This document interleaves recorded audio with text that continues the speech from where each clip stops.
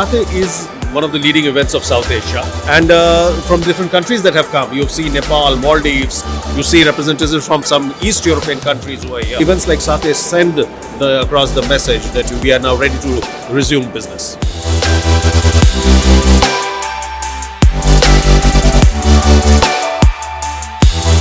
I was surprised to see the amazing response Satay has received, keeping in mind the situation. In the first 4 hours, I have not felt that I am not in 2022 Satay. I met the same amount of people. It's amazing the way people want to do business. I think the energy is amazing. So I think the response has been much better than I expected, keeping in mind the situation we are in.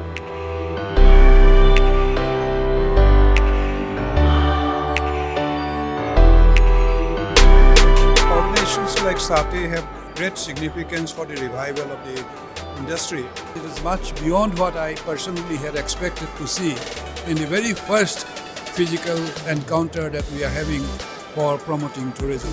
I must compliment Satay for this boldness without sacrificing the primary consideration of health and safety.